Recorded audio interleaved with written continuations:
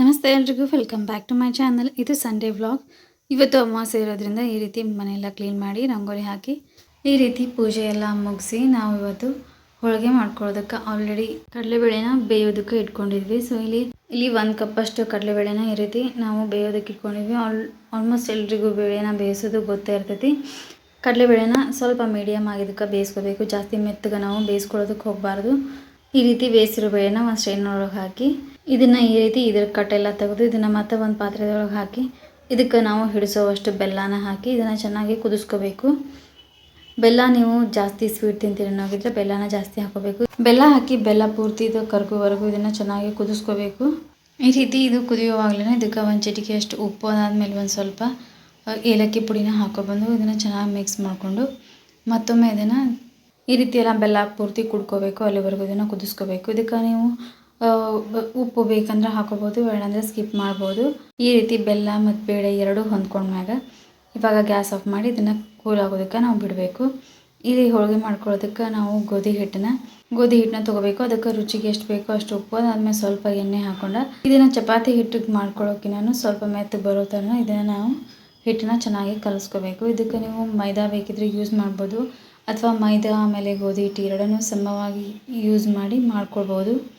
ಕೆಲವೊಂದು ಗೋಧಿ ಹಿಟ್ಟನ್ನ ಬಳಸಿದಾಗ ಹೋಳಿಗೆ ಸರಿಯಾಗಿ ಬರೋದಿಲ್ಲ, ಆವಾಗ ಮೈದಾ ಯೂಸ್ ಮಾಡಬೇಕಾಗ್ತೈತಿ. ಸೊ ನೀವು ಯಾವುದು ಗೋಧಿ ಹಿಟ್ಟನ್ನು ಬಳಸ್ತೀರಿ ಅದನ್ನು ನೋಡಿಕೊಂಡು ಮಾಡಬೇಕು. ಈ ರೀತಿ ನಾವು ಆಲ್ರೆಡಿ ಬೇಯಿಸಿಟ್ಕೊಂಡಿರೋವಂಥ ಬೇಳೆ ಈಗ ಕಂಪ್ಲೀಟಾಗಿ ಕೂಲ್ ಆದ್ಮ್ಯಾಗ ಇವಾಗ ಇದನ್ನು ಒಂದು ಮಿಕ್ಸರ್ ಜಾರ್ಗೆ ಹಾಕಿ ಇದಕ್ಕೆ ಬೇಕು ಅಂದರೆ ಮಾತ್ರ ಒಂದು 2 ಸ್ಪೂನಷ್ಟು ನೀರನ್ನ ಹಾಕಿ ಇದನ್ನು ಸಣ್ಣದಾಗಿ ಈ ರೀತಿ ರುಬ್ಕೋಬೇಕು. ಜಾಸ್ತಿ ನೀರು ಹಾಕೋದಕ್ಕೆ ಹೋಗಬಾರ್ದು. ಇದನ್ನು ಸ್ವಲ್ಪ ಗಟ್ಟಿಯಾಗನ ಮಾಡ್ಕೋಬೇಕು.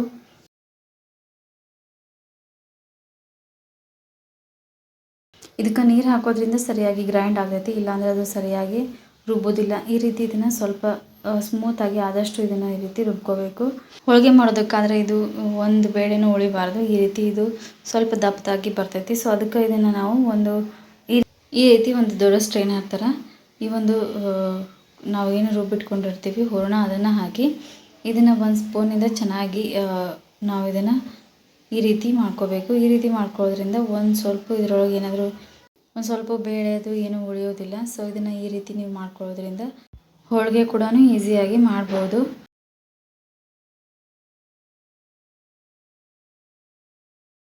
ಇದೇ ರೀತಿ ಎಲ್ಲ ಹೂರಣನೂ ಈ ರೀತಿ ಕಂಪ್ಲೀಟಾಗಿ ಈ ರೀತಿ ಮಾಡ್ಕೊಳ್ಳೋದು. ಇದು ಪೂರ್ತಿ ಈ ರೀತಿ ಇಷ್ಟು ಸ್ಮೂತಾಗಿ ಬಂದಿರ್ತೈತಿ. ಸೊ ಇವಾಗ ಹೋಳಿಗೆನ ಈಸಿಯಾಗಿ ಮಾಡ್ಬೋದು. ಇಲ್ಲಿ ಕಟ್ಟು ಸಾರನ್ನ ಮಾಡೋದಕ್ಕೆ ಆಲ್ರೆಡಿ ಈ ರೀತಿ ಕಡಲೆಬೇಳೆದು ಕಟ್ಟನ್ನು ಬಸ್ದಿಟ್ಕೊಂಡಿರ್ತೀವಿ. ಇದಕ್ಕೆ ನಾವಿಲ್ಲಿ 1-2 ಟೊಮ್ಯಾಟೊನ ಬೇಯಿಸಿ ಇದ್ರೊಳಗೆ ಹಾಕ್ಕೊಂಡಿವಿ. ಇದಕ್ಕೆ ಹುಣಸೆ ಹಣ್ಣು ಯೂಸ್ ಮಾಡ್ತೀವಿ. ನಿಮ್ಗೆ ಇಷ್ಟ ಇಲ್ಲ ಅಂತಂದರೆ ಇದನ್ನು ಸ್ಕಿಪ್ ಮಾಡ್ಬೋದು.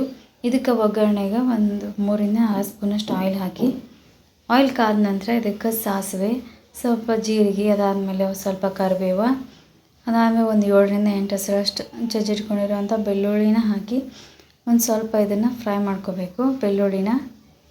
ಇವಾಗ ಇದಕ್ಕೆ ಸ್ವಲ್ಪ ಕೊತ್ತಂಬರಿ ಆಮೇಲೆ ಕೊಬ್ಬರಿನ ಅರೆದಿಟ್ಕೊಂಡಿರುವಂಥ ಪೇಸ್ಟನ್ನ ಹಾಕೋಬೇಕು. ಇದಾದಮೇಲೆ ಇದಕ್ಕೆ ಸ್ವಲ್ಪ ಅರೆದಿಟ್ಕೊಂಡಿರುವಂಥ ಹಸಿಮೆಣಸಿನ್ಕಾಯಿ ಪೇಸ್ಟು, ಆದಮೇಲೆ ಸ್ವಲ್ಪ ಅರಿಶಿನ ಪುಡಿ ಹಾಕಿ ಇದನ್ನು ಚೆನ್ನಾಗಿ ಮಿಕ್ಸ್ ಮಾಡಿಕೊಂಡು ಒಂದು ಸ್ವಲ್ಪ ಹೊತ್ತು ಹಸಿ ವಾಸನೆ ಹೋಗೋವರೆಗೂ ಇದನ್ನು ಫ್ರೈ ಮಾಡಿ ಬೇಳೆ ಕಟ್ಟನ್ನ ಹಾಕಿ ಚೆನ್ನಾಗಿ ಇದನ್ನು ಬೇಯಿಸ್ಕೋಬೇಕು.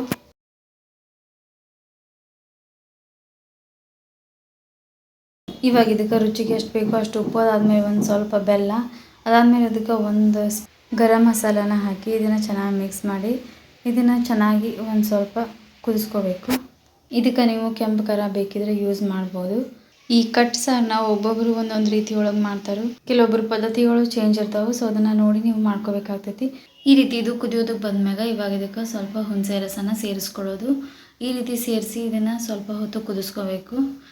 ಇದಕ್ಕೆ 1-2 ಸ್ಪೂನಷ್ಟು ನಾವು ಹೋಳಿಗೆ ಮಾಡಿಟ್ಕೊಂಡಿರುವಂಥ ಹೂರಣ ಸೇರಿಸಿ ಚೆನ್ನಾಗಿ ಮಿಕ್ಸ್ ಮಾಡ್ಕೋಬೇಕು. ಇದನ್ನು ಹೂರಣ ಹಾಕೋದ್ರಿಂದ ಟೇಸ್ಟ್ ಆಗಿರ್ಬೋದು ಅಥವಾ ಥಿಕ್ನೆಸ್ ಆಗಿರ್ಬೋದು. ಈ ರೀತಿ ಇದನ್ನು ಚೆನ್ನಾಗಿ ಮಿಕ್ಸ್ ಮಾಡಿ ಇದು ಕುದಿ ಬಂದ್ಮ್ಯಾಗ ಮೇಲೆ ಸ್ವಲ್ಪ ಕೊತ್ತಂಬರಿ ಸೊಪ್ಪು ಹಾಕಿ ಮಿಕ್ಸ್ ಮಾಡಿದರೆ ಆಯಿತು. ಟೇಸ್ಟಿಯಾಗಿರುವಂಥ ಕಟ್ ಸಾರು ರೆಡಿ ಆಗಿರ್ತೈತಿ. ನಾವಿಲ್ಲಿ ಹೋಳಿಗೆ ಮಾಡೋದಕ್ಕೆ ಬರೀ ಗೋಧಿ ಹಿಟ್ಟನ್ನ ತೊಗೊಂಡಿದ್ವಿ. ಯಾವುದೇ ರೀತಿ ಮೈದಾ ಹಿಟ್ಟನ್ನ ಯೂಸ್ ಮಾಡಿ ಈಸಿಯಾಗಿ ಮಾಡ್ಕೋಬೋದು. ಬಟ್ ಈ ರೀತಿ ನಾವು ಗೋಧಿ ಹಿಟ್ಟನ್ನು ಯೂಸ್ ಮಾಡಿದ್ವಿ ಅಂದರೆ ಗೋಧಿ ಹಿಟ್ಟನ್ನ ಒಂದ್ಸತಿ ಚೆಕ್ ಮಾಡಿ ನಾವು ಯೂಸ್ ಮಾಡಬೇಕು. ಸೊ ಈ ಗೋಧಿ ಹಿಟ್ಟಿಂದ ಸ್ವಲ್ಪ ಪ್ರಾಬ್ಲಮ್ ಆಗಿ ಹೋಳಿಗೆ ಮಾಡೋದಕ್ಕೆ ಬರಲಿಲ್ಲ. ಸೊ ಇದರಿಂದ ನಾವು ಕಡಿಮೆ ಮಾಡ್ಕೋಬೇಕಾಯಿತು. ಮಾಡೋಕ್ಕಿಂತ ಮುಂಚೆನ ಒಂದ್ಸತಿ ಈ ರೀತಿ ಚೆಕ್ ಮಾಡಿ ಮಾಡ್ಕೊಳ್ಳೋದು ಬೆಸ್ಟ್ ಅಂತಲೇ ಹೇಳ್ಬೋದು. ಹೋಪ್ ಈ ವಿಡಿಯೋ ನಿಮ್ಗೆ ಇಷ್ಟ ಆಗೈತೆ ಅಂತ ಅಂದ್ಕೊಳ್ತೀನಿ. ಈ ವಿಡಿಯೋ ನಿಮ್ಗೆ ಸ್ವಲ್ಪನಾದರೂ ಇಷ್ಟ ಆಗಿತ್ತು ಅಂದರೆ ಒಂದು ಲೈಕ್ ಮಾಡಿರಿ. ಯಾರೆಲ್ಲ ಸಬ್ಸ್ಕ್ರೈಬ್ ಮಾಡ್ಕೊಳ್ಳದೆ ನೋಡ್ತಿದ್ರಿ ಅಂದರೆ ಪ್ಲೀಸ್ ಸಬ್ಸ್ಕ್ರೈಬ್ ಮಾಡ್ಕೊಳ್ಳಿ. Thanks for watching.